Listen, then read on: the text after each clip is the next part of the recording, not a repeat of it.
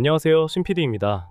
오늘 여러분과 함께할 이야기는 마치 한 편의 영화, 신과 함께를 연상케 했던 JTBC 드라마 천국보다 아름다운 5화의 리뷰와 6화 리뷰 및 7화의 예고 분석입니다.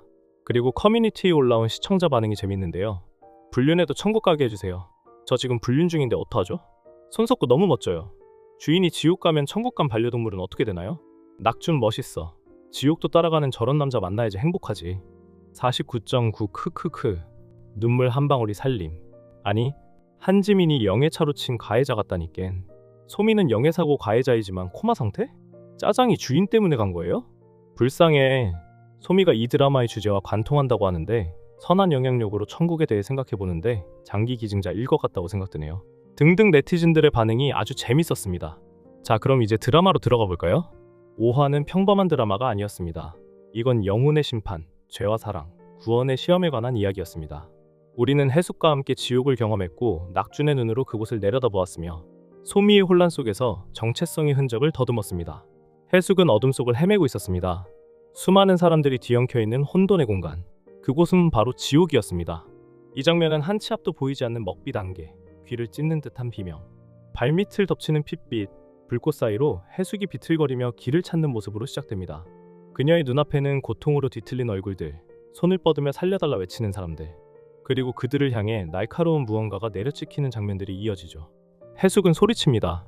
여긴 어디야? 도대체 왜 내가 여기로 온 거야? 그녀는 자신이 이곳에 오게 된 이유를 곱씹으며 죄의 무게에 짓눌린 채 한 발자국씩 앞으로 나아갑니다. 그녀가 처음 맞닥뜨리는 곳은 지옥계산대, 거대한 암흑의 홀, 가운데 놓인 돌계단 위엔 염라대왕의 쌍둥이 형이 웅크리고 앉아 있습니다. 목소리는 낮고 굵으며 공간 전체를 울립니다. 여긴 죄를 숨길 수 없는 곳이다. 해숙이 주변을 둘러보자 사방에는 다양한 지옥의 문이 펼쳐집니다.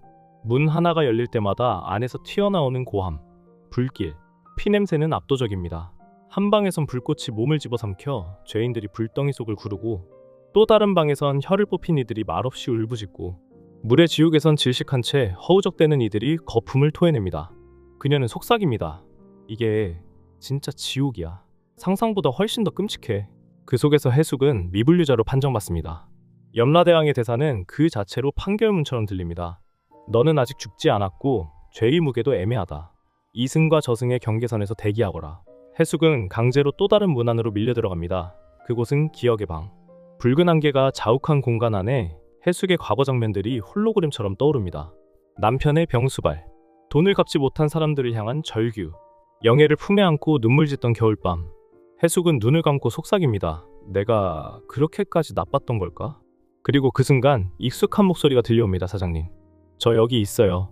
해숙이 눈을 돌리자 불빛 속에 서 있는 사람, 영애입니다. 하지만 얼굴은 과거 그 모습으로 돌아가 있고 어딘가 떨고 있는 모습. 해숙은 달려가 그녀를 안으며 말합니다. 영애야, 여긴 네가 있을 곳이 아니야. 영애는 울먹이며 말합니다. 사장님, 무서워요. 제가 나쁜 사람인지도 모르겠어요. 염라대왕은 다시 그들 앞에 나타나 말합니다. 미분류란 두 부류다. 하나는 숨이 붙은 자, 다른 하나는 죄의 무게가 애매한 자. 해숙과 영애는 저울 앞에 서게 됩니다. 해숙의 무게는 49kg에서 50kg 사이로 오갑니다. 그 무게는 곧 그녀의 삶과 죄, 사랑과 상처, 희생과 분노의 총합이었습니다. 해숙은 저울을 바라보며 마지막으로 외칩니다. 이 아이에게 단 한 번만이라도 사랑을 느끼게 해주세요. 저도 그렇게 살고 싶었어요. 그리고 지옥의 공간은 멈추고 한 줄기 빛이 그녀를 감쌉니다. 그녀는 아직 살아있었고 영애 또한 구원의 기회를 얻은 것입니다. 이 모든 과정은 마치 영화신과 함께처럼 시각적이고 철학적인 깊이를 가졌습니다. 지옥이란 단지 벌을 주는 공간이 아니라 자신이 살아온 삶과 마주하는 극단의 거울이었습니다. 해수가 지옥의 문이 열리고 끝없는 어둠과 붉은 불꽃 속으로 끌려가는 해숙의 뒷모습을 낙주는 두 눈으로 확인했다. 주변 사람들이 웅성대고 비명이 가득한 공간 속에서 낙준의 목소리는 떨리면서도 단단했습니다. 해숙아, 너 거기 들어가 있으면 안 돼. 나와야 돼, 해숙아. 하지만 해숙은 이미 지옥의 경계에 발을 들이고 있었고 누구도 그녀를 붙잡을 수 없었다. 이때 낙주는 천국센터장을 찾아가 무릎을 꿇는다. 우리 해숙이가 지옥에 갔습니다. 제발 해숙이 좀 구해주세요. 부탁드립니다. 센터장은 낙준의 애끓는 호소를 듣고도 단호하게 대답한다. 해숙님은 본인도 의아해했어요. 과연 본인이 천국에 올 자격이 있는지. 그녀는 천국과 지옥의 경계에 있었고 이번 기회는 마지막이었습니다. 하지만 기회를 놓쳤죠. 그렇다고 이렇게 그냥 두는 건가요? 그 사람이 누구보다 따뜻했던 사람인데. 낙준의 말은 부부로서의 절규였다. 하지만 시스템은 차가웠다. 지옥이 어떤 곳인지 아직 모르시나 본데 가차없습니다. 그 말은 곧 경고였죠. 하지만 낙준은 단 한순간도 망설이지 않았습니다. 해숙이 제 아내라고요. 부부는 지옥이라도 함께 해야죠. 이 장면에서 낙준의 결정은 단순한 감정이 아니라 사랑의 무게 그 자체였고, 그 사랑은 지옥보다 무겁고 더 깊었습니다. 그리고 마침내 염라대왕이 등장합니다. 어둠을 가르며 울려 퍼지는 목소리. 내 아내를 찾는 소리가 들리더군. 천천히 다가오는 거대한 실루엣. 낙준은 한치의 물러섬도 없이 염라대왕이 앞에 섭니다. 지옥의 모든 고통을 견디면 이해숙을 돌려주마. 그 말은 단순한 조건이 아닌 일종의 시험이었는데요. 낙준의 사랑이 해숙의 죄보다 크고 깊은지를 시험하겠다는 뜻. 약속하신 겁니다. 낙준은 주저함 없이 그 무시무시한 지옥의 불구덩이로 뛰어들게 됩니다. 그 순간 어둠은 무너지고 고통의 세계가 열린다. 그가 본 것은 끓는 샘물 속에 던져진 죄인들, 끝없이 이어지는 계단을 무릎으로 기어오르는 자들, 자신의 혀가 갈라지는 형벌을 받는 위선자들. 그 속에서 낙준은 고개를 돌리지도 물러서지도 않았죠. 그의 눈은 오직 하나, 해숙. 염라대왕은 이 모든 것을 지켜보며 말했습니다. 사랑의 무게로 죄의 무게를 덮을 수 있는지 지금부터 보겠다. 하지만 낙준은 불구덩이로 뛰어드는 찰나 염라대왕은 표정은 설마 했는데 진짜였네? 하는 표정이었죠. 그 후 뛰어든 낙준은 다행히 천국으로 뛰는 상황이 됐었죠.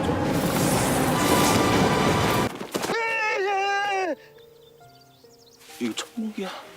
이 장면은 지옥이 단순한 처벌의 공간이 아니라 인간 내면의 죄와 사랑이 충돌하고 판별되는 상징적 장소임을 보여줍니다. 낙준의 지옥행은 단순한 구조가 아닌 감정과 존재의 구원 그 자체입니다. 그리고 결정적으로 드러난 사실 하나, 소미는 영예가 아니었다. 이 사실은 시청자의 혼란과 동시에 새로운 질문을 던집니다. 그렇다면 그녀는 누구인가?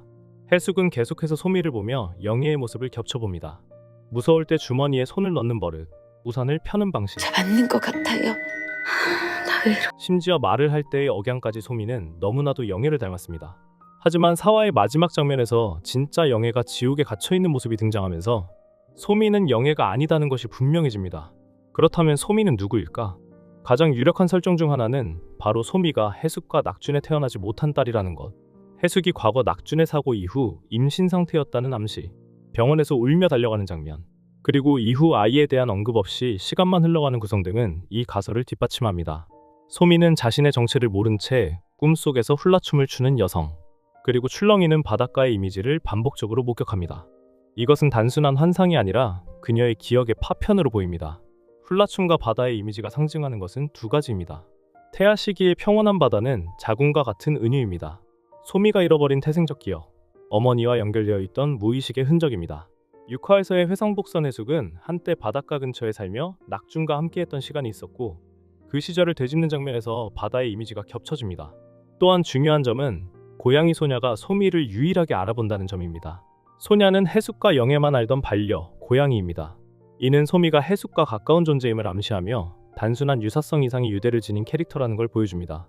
소미는 지옥 문턱에 있던 해숙을 보며 분노하고 천국 시스템에 대항합니다. 왜 우리 사장님이 지옥에 가야 되는데요?